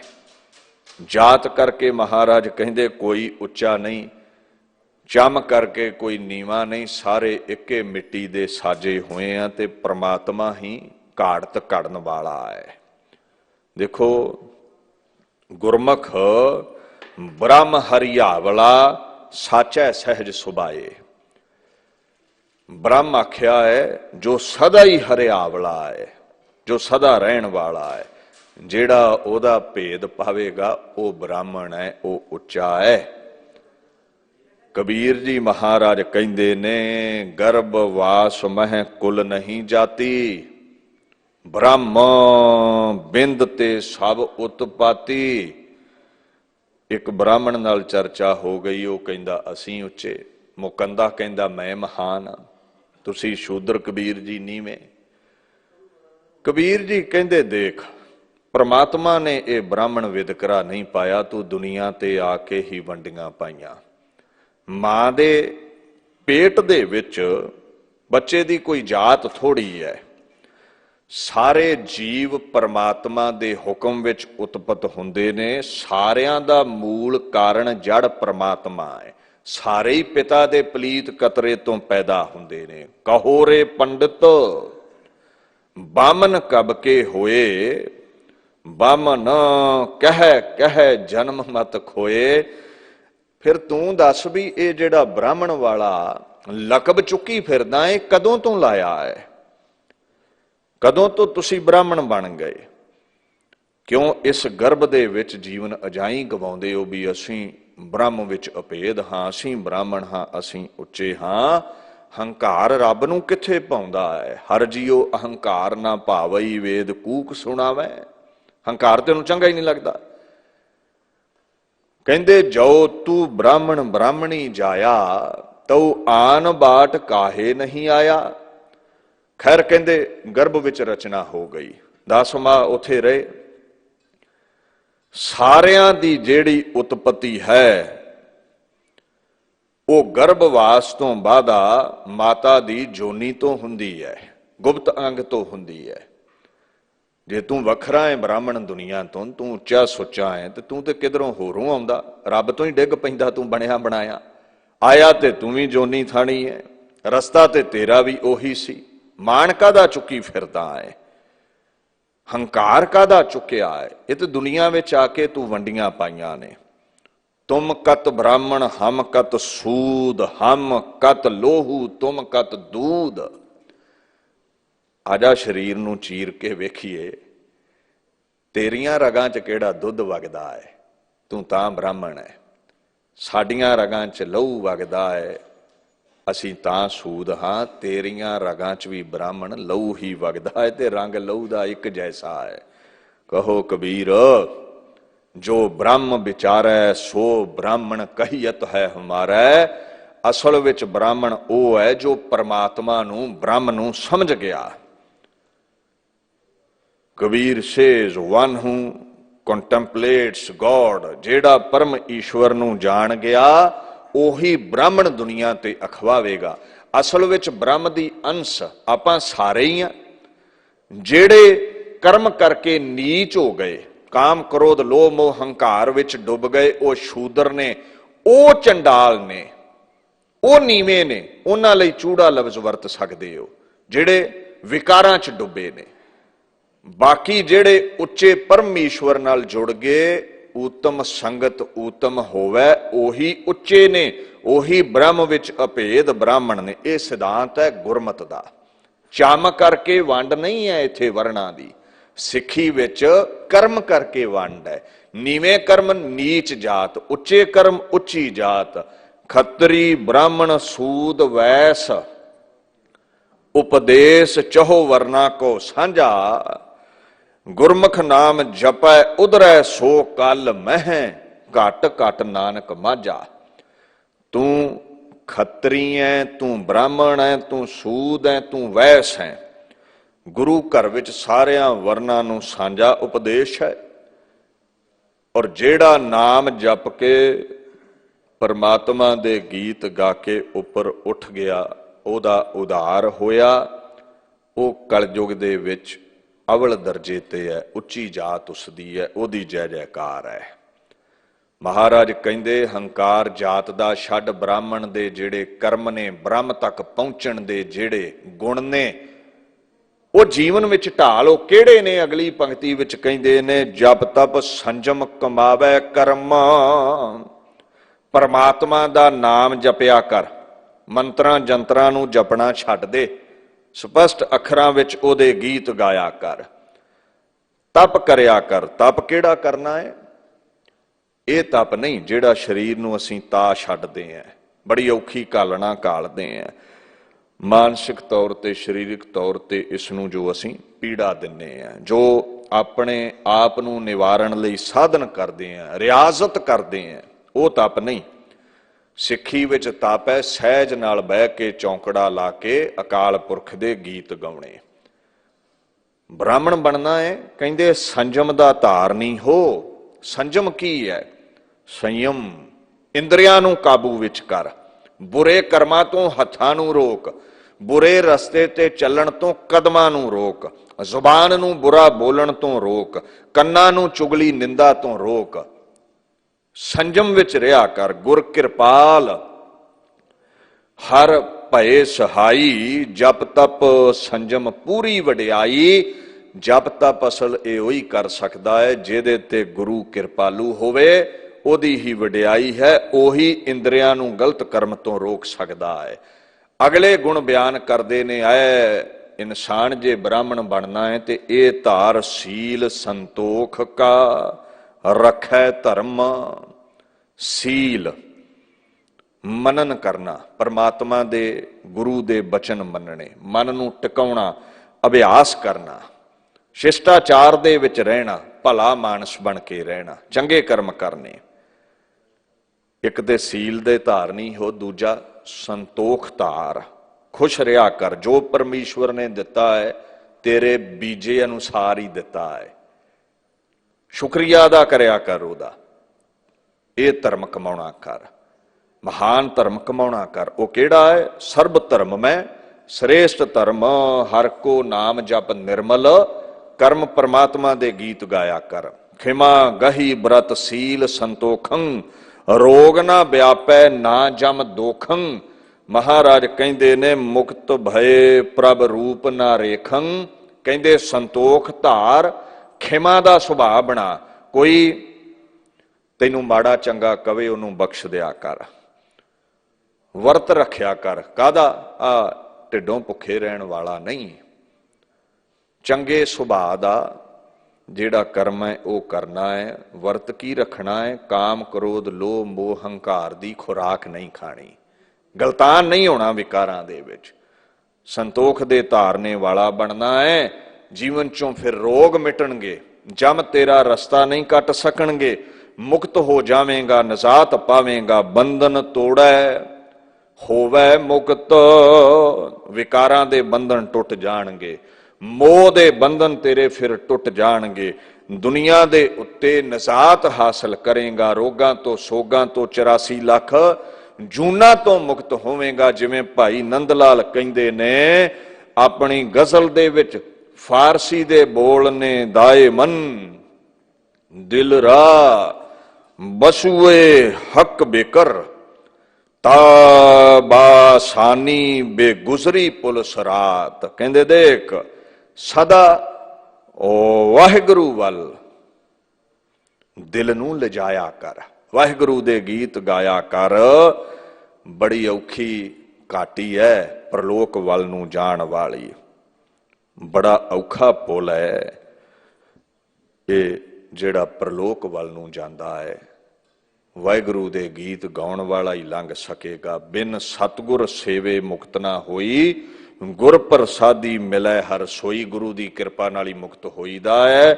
ਅੱਗੇ ਕਹਿੰਦੇ ਸੋਈ ਬ੍ਰਾਹਮਣ ਪੂਜਣ ਜੁਗਤ, ਜਿਹੜਾ ਨਾਮ ਜਪ ਕੇ ਵਿਕਾਰਾਂ ਦੇ ਬੰਧਨ ਕੱਟ ਗਿਆ, ਕਾਮ ਕ੍ਰੋਧ ਲੋਭ ਮੋਹ ਹੰਕਾਰ ਦੇ ਬੰਧਨ ਕੱਟ ਗਿਆ, ਬ੍ਰਹਮ ਵਿੱਚ ਅਭੇਦ ਹੋਇਆ, ਉਹੀ ਬ੍ਰਾਹਮਣ ਹੈ, ਉਹੀ ਪੂਜਣ ਯੋਗ ਹੈ। ਉਹਦਾ ਹੀ ਅਦਬ ਕਰਨਾ ਬਣਦਾ ਹੈ, ਉਹਦਾ ਹੀ ਸਤਿਕਾਰ ਕਰਨਾ ਬਣਦਾ ਹੈ। ਜਿਵੇਂ ਬਾਣੀ ਚਾਹੁੰਦਾ ਨਾ, ਪੂਰੇ ਸ਼ਬਦ ਪ੍ਰਭ ਮਿਲਿਆ ਆਈ, ਵੱਡ ਭਾਗੀਆਂ ਵਾਹੋ ਵਾਹੋ ਮੋਹ ਕਢਾਈ। ਵਾਹੋ ਵਾਹੋ ਕਰ ਹੈ ਸਈ ਜਨ ਸੋਹਣੇ, ਤਿਨ ਕੋ ਪਰਜਾ ਪੂਜਣ ਆਈ। ਵਾਹੋ ਵਾਹੋ ਕਰਮ ਪ੍ਰਾਪਤ ਹੋਵੇ, ਨਾਨਕ ਦਰ ਸਚੈ ਸੋਭਾ ਪਾਈ। ਜਿਹੜਾ ਅਕਾਲ ਪੁਰਖ ਦੇ ਗੀਤ ਗਾਉਂਦਾ ਵਾਹੋ ਵਾਹੋ ਕਰਦਾ, ਦੁਨੀਆ ਉਹਦੀ ਪੂਜਾ ਕਰਦੀ ਹੈ, ਵਾਹੋ ਵਾਹੋ ਕਰਦੀ ਹੈ। ਅਸਲ ਉਹ ਬ੍ਰਾਹਮਣ ਹੈ ਜੋ ਬ੍ਰਹਮ ਵਿੱਚ ਅਪੇਦ ਹੈ। ਅਗਲੇ ਸ਼ਲੋਕ ਵਿੱਚ ਖੱਤਰੀਆਂ ਬਾਬਤ ਗੁਰੂ ਨਾਨਕ ਸਾਹਿਬ ਹੁਕਮ ਕਰਦੇ ਨੇ। ਆਪ ਵੀ ਉਹ ਛਤਰੀਆਂ ਵਿੱਚੋਂ ਸਨ। ਖੱਤਰੀ ਸੋ ਜੋ ਕਰਮਾਂ ਕਾ ਸੂਰ।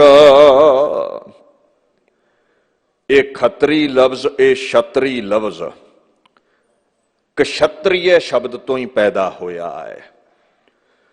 ਮਹਾਰਾਜ ਕਹਿੰਦੇ ਵਰਣ ਵੰਡ ਵਿੱਚ ਚਾਹੇ ਛਤਰੀ ਦੂਜੇ ਸਥਾਨ ਤੇ ਨੇ, ਇਹ ਮਤਲਬ ਇਦਾਂ ਹੀ ਨਹੀਂ ਵੀ ਉਹ ਚਮ ਕਰਕੇ ਉੱਚੇ ਮੰਨ ਲਈਏ।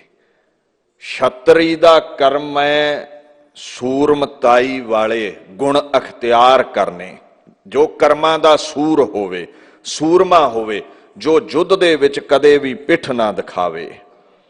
ਜਦੋਂ ਤੁਸੀਂ ਬਾਣੀ ਧਿਆਨ ਦੇ ਨਾਲ ਪੜ੍ਹਦੇ ਹੋ, ਗੁਰੂ ਗੋਬਿੰਦ ਸਿੰਘ ਸਾਹਿਬ ਸੱਚੇ ਪਾਤਸ਼ਾਹ ਸਾਫ਼ ਕਹਿੰਦੇ ਨੇ, ਛਤਰੀ ਕੋ ਪੂਤ ਹੋਂ ਬਾਹਮਣ ਕੋ ਨਹਿ, ਕੈ ਤਪ ਆਵਤ ਹੈ ਜੋ ਕਰੋ, ਅਰ ਔਰ ਜੰਜਾਰ ਜਿਤੋ ਗ੍ਰਹਿ ਕੋ, ਤੋਹੇ त्याग कहाँ चित ता मैं धरो, अब रीज कह देहो वह हमको, जो हो बिनती कर जोर करो, जब आओ की औद निधान बने अत ही रण में तब जूझ मरो। महाराज कहते छतरी, हाँ छतरी दा कर्म है दीना ते दया करनी, दीना दी रखिया करनी, धर्म दे लई तलवार लैके ਇਨਸਾਨੀਅਤ ਦੇ ਦੁਸ਼ਮਣਾਂ ਦਾ ਖੁਰਾ ਖੋਜ ਮਿਟਾਉਣਾ। ਜਿਵੇਂ ਭਾਈ ਨੰਦ ਲਾਲ ਨੇ ਫਾਰਸੀ ਵਿੱਚ ਕਿਹਾ, ਤੇਗ ਰਾ ਫਤਾਹ ਗੁਰੂ ਗੋਬਿੰਦ ਸਿੰਘ, ਜਾਨੋ ਦਿਲਰਾ ਰਾਹਾ ਗੁਰੂ ਗੋਬਿੰਦ ਸਿੰਘ। ਗੁਰੂ ਗੋਬਿੰਦ ਸਿੰਘ ਮੈਦਾਨੇ ਜੰਗ ਵਿੱਚ ਤਲਵਾਰ ਲਹਿਰਾਉਣ ਵਾਲੇ ਨੇ, ਮਜ਼ਲੂਮ ਦੀ ਰੱਖਿਆ ਕਰਨ ਵਾਲੇ ਨੇ। ਪਹਿਲਾ ਮਰਨ ਕਬੂਲ ਜੀਵਨ ਕੀ ਛੜ ਆਸ, ਹੋ ਸਭਨਾ ਕੀ ਰੇਣਕਾ ਤੋ ਆਓ ਹਮਾਰਾ ਪਾਸ। ਛਤਰੀ ਉਹ ਅਖਵਾਵੇਗਾ ਜਿਹੜਾ ਧਰਮ ਲਈ ਲੜੇਗਾ। ਛਤਰੀ ਮਾਤਾ ਦੀ ਕੁੱਖ ਚੋਂ ਪੈਦਾ ਹੋਣ ਨਾਲ ਹੀ ਛਤਰੀ ਨਹੀਂ ਬਣ ਜਾਈਦਾ, ਦੀਨਾਂ ਦੀ ਰੱਖਿਆ ਲਈ ਸਿਰ ਦੇਣਾ ਪੈਂਦਾ ਹੈ, ਧਰਮ ਲਈ ਸਿਰ ਦੇਣਾ ਪੈਂਦਾ ਹੈ। ਅੱਗੇ ਕਹਿੰਦੇ ਪੁੰਨ ਦਾਨ ਕਾ ਕਰੈ ਸਰੀਰ, ਨੇਕ ਕਰਮ ਕਰੇ, ਖੈਰਾਤ ਦੇਵੇ, ਗਰੀਬ ਗੁਰਬੇ ਦੀ ਝੋਲੀ ਭਰੇ, ਤਨ ਨੂੰ ਬਸਤਰ ਦੇਵੇ ਗਰੀਬੜੇ ਦੇ, ਉਹਦੇ ਤਨ ਦੀ ਖੁਰਾਕ ਪੂਰੀ ਕਰੇ। 68 ਤੀਰਥ ਸਗਲ ਪੁੰਨ ਜੀ ਦਇਆ ਪ੍ਰਵਾਨ। ਮਹਾਰਾਜ ਕਹਿੰਦੇ ਦਾਨ ਪੁੰਨ ਕਰਿਆ ਕਰੋ ਭਾਈ, ਘਾਲ ਖਾਏ ਕਿਛ ਹੱਥੋਂ ਦੇ, ਨਾਨਕ ਰਾਹ ਪਛਾਣੈ ਸੇ ਕਿਰਤ ਕਰੋ, ਵੰਡ ਛਕੋ, ਆਨੰਦ ਲਿਆ ਕਰੋ। ਇਦਾਂ ਜੀਵਨ ਸਫਲਾ ਹੁੰਦਾ ਹੈ। ਇਹ ਵੀ ਛਤਰੀ ਦਾ ਧਰਮ ਹੈ, ਦਾਨ ਕਰਨਾ। ਨਾਮ ਦਾ ਦਾਨ ਵੀ ਕਰਿਆ ਕਰੋ। ਖੇਤ ਪਛਾਣੈ ਬੀਜੈ ਦਾਨ, ਮਨੁੱਖੇ ਜਨਮ ਨੂੰ ਪਹਿਚਾਨਣਾ ਕਰੋ। ਇਹ ਵੱਤਰ ਹੈ ਫਸਲ ਬੀਜਣ ਲਈ, ਜੇ ਇਹ ਵੱਤਰ ਲੰਘ ਗਿਆ ਹੋਰਾਂ ਜੂਨਾਂ ਵਿੱਚ ਨਾਮ ਨਹੀਂ ਜੇ ਬੀਜਿਆ ਜਾਣਾ। ਜਿਵੇਂ ਕਿਸਾਨ ਵੱਤਰ ਤੇ ਫਸਲ ਬੀਜਦੇ ਨੇ ਵੀ ਫਲ ਪੂਰਾ ਮਿਲੇ, ਜੇ ਵੱਤਰ ਲੰਘ ਜਾਵੇ ਫਸਲ ਪਛੇਤੀ ਹੋਵੇ ਫਲ ਘਟ ਜਾਂਦਾ ਹੈ। ਸੋ ਇਹੀ ਅਸਲ ਵੱਤਰ ਹੈ। ਬੀਜਣਾ ਕੀ ਹੈ? ਪੁੰਨ ਦਾਨ ਜਪ ਤਪ ਜੇਤੇ ਸਭ ਉਪਰ ਨਾਮ, ਹਰ ਹਰ ਰਸਨਾ ਜੋ ਜਪੈ ਤਿਸ ਪੂਰਨ ਕਾਮ। ਨਾਮ ਬੀਜਿਆ ਕਰੋ, ਨਾਮ ਵੰਡਿਆ ਕਰੋ, ਇਹੀ ਸਭ ਤੋਂ ਵੱਧ ਪ੍ਰਫੁੱਲਤ ਹੁੰਦਾ ਹੈ, ਸੁਖਦਾਇਕ ਹੈ, ਮੁਕਤੀ ਦੇਣ ਵਾਲਾ ਹੈ। ਸੋ ਖੱਤਰੀ ਦਰਗਹ ਪ੍ਰਵਾਨ, ਜਿਨੇ ਸਰੀਰ ਰੂਪੀ ਖੇਤ ਨੂੰ ਨਾਮ ਰੂਪੀ ਬੀਜ ਨਾਲ ਬੀਜਣ ਦੇ ਲਈ ਇਹ ਸਹੀ ਵੱਤਰ ਜਾਣਿਆ ਹੈ, ਉਹੀ ਖੱਤਰੀ ਦਰਗਾਹ ਦੇ ਵਿੱਚ ਪ੍ਰਵਾਨ ਹੈ। ਫਾਰਸੀ ਦਾ ਲਫ਼ਜ਼ ਹੈ, ਦਰਬਾਰ ਨੂੰ ਦਰਗਾਹ ਕਹਿੰਦੇ ਨੇ। ਉਹ ਪ੍ਰਮਾਣੀਕ ਹੋਇਆ। ਖੜ ਦਰਗਹ ਪੈ ਨਾਹੀਐ, ਮੁਖ ਹਰ ਨਾਮ ਨਿਵਾਸ। ਜਿਹੜਾ ਅਕਾਲ ਪੁਰਖ ਦੇ ਨਾਮ ਨੂੰ ਬੀਜੇਗਾ ਗਾਵੇਗਾ, ਦਰਗਾਹ ਵਿੱਚ ਉਹਨੂੰ ਸਰੋਪੇ ਮਿਲਣਗੇ। ਲੱਭ ਲੋਭ ਜੇ ਕੂੜ ਕਮਾਵੇ, ਜੇ ਕੋਈ ਖੱਤਰੀ, ਜੇ ਕੋਈ ਛਤਰੀ ਕਸ਼ਤਰੀਆ ਲੱਭ ਲੋਭ ਕਰੇ, ਦੂਸਰੇ ਦਾ ਹੱਕ ਮਾਰੇ, ਤਲਵਾਰ ਦੇ ਜ਼ੋਰ ਨਾਲ ਦੂਸਰੇ ਦਾ ਪਦਾਰਥ ਖੋਹ ਲਵੇ। ਮਹਾਰਾਜ ਗੁਰੂ ਨਾਨਕ ਸਾਹਿਬ ਆਖਣ ਲੱਗੇ, ਕੂੜ ਦੀ ਕਮਾਈ ਕਰੇ, ਮੁਰਦਾਰ ਖਾਵੇ, ਦੂਜੇ ਦਾ ਹੱਕ ਖਾਵੇ। ਕੀ ਹੁੰਦਾ ਹੈ? ਕੂੜ ਨਖੁੱਟੈ ਨਾਨਕਾ, ਓੜਕ ਸੱਚ ਰਹੀ, ਆਵਣ ਜਾਣ ਨਾ ਸੁਝਈ, ਭੀੜੀ ਗਲੀ ਫਹੀ। ਉਹਨੂੰ ਜਮਾਂ ਦੀ ਭੀੜੀ ਗਲੀ ਵਿੱਚ ਫੇਰਿਆ ਜਾਂਦਾ, ਉਹ ਛਤਰੀ ਨਹੀਂ ਖਵਾ ਸਕਦਾ। ਆਪਣਾ ਕੀਤਾ ਆਪੇ ਪਾਵੈ। ਐਸਾ ਜਿਹੜਾ ਛਤਰੀ ਅਖਵਾਉਣ ਵਾਲਾ ਹੈ, ਜ਼ੁਲਮੋਂ ਸਿਤਮ ਢਾਉਂਦਾ ਹੈ, ਉਹ ਆਪਣੇ ਬੀਜੇ ਨੂੰ ਕੱਟੇਗਾ ਜ਼ਰੂਰ। ਪਾਪ ਬੀਜਿਆ ਹੈ ਤੇ ਦੁੱਖਾਂ ਦੀ ਸਜ਼ਾ ਪਾਵੇਗਾ। ਜਿਵੇਂ ਬਾਣੀ ਚ ਆਉਂਦਾ, ਬਾਹਰ ਪਖੰਡ ਸਭ ਕਰਮ ਕਰ ਹੈ, ਮਨ ਹਿਰਦੈ ਕਪਟ ਕਮਾਏ। ਖੇਤ ਸਰੀਰ ਜੋ ਬੀਜਿਆ ਸੋ ਅੰਤ ਖਲੋਆ ਆਏ। ਜੇ ਪਾਪ ਬੀਜੋਗੇ ਤੇ ਦੁੱਖ ਹੀ ਕੱਟਣੇ ਪੈਣੇ ਨੇ, ਪੁੰਨ ਬੀਜੋਗੇ ਸੁਖ ਮਾਣੋਗੇ। ਫਸਲ ਤੁਹਾਡੀ ਹੈ, ਬੀਜੀ ਤੁਸੀਂ ਹੈ, ਫਲ ਤੁਹਾਨੂੰ ਹੀ ਭੋਗਣਾ ਪੈਣਾ ਹੈ। ਆਂਢੀ ਗੁਆਂਢੀ ਦੀ ਫਸਲ ਦਾ ਫਲ ਨਹੀਂ ਭੋਗਿਆ ਜਾ ਸਕਦਾ। ਚੰਗਾ ਬੀਜੋ, ਨਾਮ ਬੀਜੋ, ਦਾਨ ਬੀਜੋ, ਪੁੰਨ ਬੀਜੋ, ਸੁਖ ਲਓਗੇ। ਦੁੱਖ ਨਹੀਂ ਬੀਜਣੇ, ਕੰਡੇ ਨਹੀਂ ਬੀਜਣੇ, ਦੁੱਖ ਭੋਗਣਾ ਪਵੇਗਾ। ਆਨੰਦ ਬੀਜੋ, ਖੁਸ਼ੀਆਂ ਬੀਜੋ, ਖੇੜੇ ਮਾਣੋਗੇ। ਨਾਨਕ ਕੀ ਪ੍ਰਭ ਬੇਨਤੀ ਹਰ ਭਾਵੈ ਬਖਸ਼ ਮਿਲਾਏ। ਤਰਲਾ ਲਿਆ ਕਰੋ ਬਾਪੂ, ਨੇਕ ਕਰਮ ਬੀਜੀਏ, ਸਾਨੂੰ ਚਰਨਾਂ ਵਿੱਚ ਅਪੇਦ ਕਰ। ਨਾਮ ਹੀ ਬੀਜੀਏ ਤੇ ਮੁਕਤੀ ਪਾਈਏ। ਮਹਾਰਾਜ ਕਹਿੰਦੇ, ਗੁਰ ਸਿੱਖੀ ਅੰਮ੍ਰਿਤ ਬੀਜਿਆ, ਤਿਨ ਅੰਮ੍ਰਿਤ ਫਲ ਹਰ ਪਾਏ। ਉਹਨਾਂ ਹਲਤ ਪਲਤ ਮੁਖ ਉਜਲੇ, ਓਏ ਹਰ ਦਰਗਹਿ ਸੱਚੀ ਪੈਨਾਏ। ਜਿਹੜੇ ਗੁਰਮੁਖਾਂ ਨੇ ਨਾਮ ਬੀਜਿਆ ਹੈ, ਉਹ ਸਦਾ ਹੀ ਆਨੰਦ ਮਾਣਦੇ ਨੇ। ਆਪਣਾ ਕੀਤਾ ਆਪੇ ਪਾਵੈ। ਜੋ ਬੀਜਿਆ ਹੈ ਉਹੀ ਵੱਢਣਾ ਪੈਣਾ ਹੈ। ਸੋ ਨੇਕ ਕਰਮੀ ਕਰੋ, ਖੁਸ਼ੀਆਂ ਵੰਡੋ, ਬਾਣੀ ਦਾ ਪ੍ਰਚਾਰ ਪ੍ਰਸਾਰ ਕਰੋ, ਆਨੰਦ ਲਓ, ਵੰਡ ਕੇ ਛਕੋ, ਚੰਗੀ ਕਿਰਤ ਕਰੋ, ਖੰਡੇ ਦੀ ਪੌਲ ਛਕੋ, ਧਰਮ ਵਿੱਚ ਪਰਪੱਕ ਰਹੋ, ਜੀਵਨ ਸਫਲਾ ਹੋਵੇ। ਦਾਸ ਇੱਥੇ ਹੀ ਵਿਚਾਰ ਨੂੰ ਸੰਕੋਚਦਾ ਹੈ। ਭੁੱਲ ਚੁੱਕ ਦੀ ਖਿਮਾ। ਸਤਿਕਾਰਯੋਗ ਸਿੰਘ ਸਾਹਿਬ ਗਿਆਨੀ ਰਣਜੀਤ ਸਿੰਘ ਜੀ ਹੁਣਾਂ ਦਾ ਧੰਨਵਾਦ। ਬੜੇ ਪ੍ਰੇਮ ਸਹਿਤ ਆਪ ਸੰਗਤ ਨੂੰ ਕਥਾ ਵਿਚਾਰਾਂ, ਗੁਰ ਇਤਿਹਾਸ ਰੋਜ਼ ਸਰਵਣ ਕਰਵਾਉਂਦੇ ਨੇ ਔਰ ਧਰਮ ਦੀ ਕਿਰਤ ਕਰਨ ਲਈ ਵੀ ਪ੍ਰੇਰਦੇ ਨੇ, ਦਸਵੰਧ ਕੱਢਣ ਲਈ ਪ੍ਰੇਰਦੇ ਨੇ, ਪ੍ਰੇਰ ਕਰਕੇ ਗੁਰਧਾਮਾਂ ਦੀਆਂ ਸੇਵਾ ਵੀ ਕਰਵਾਉਂਦੇ ਨੇ। ਇਹ ਨੇਕ ਨਾਮੀ ਹੈ ਉਹਨਾਂ ਦੀ। ਇੱਥੇ ਜਿਤਨੇ ਵੀ ਵਜ਼ੀਰ ਨੇ, ਸੇਵਾਦਾਰ ਨੇ, ਸਭ ਦਾ ਧੰਨਵਾਦ। ਦਿੱਲੀ ਸਿੱਖ ਗੁਰਦੁਆਰਾ ਪ੍ਰਬੰਧਕ ਕਮੇਟੀ ਦਾ ਧੰਨਵਾਦ। ਧਰਮ ਪ੍ਰਚਾਰ ਕਮੇਟੀ ਦਾ ਧੰਨਵਾਦ। ਗੱਜ ਵੱਜ ਕੇ ਫਤਿਹ ਬੁਲਾਓ ਜੀ। ਵਾਹਿਗੁਰੂ ਜੀ ਕਾ ਖਾਲਸਾ,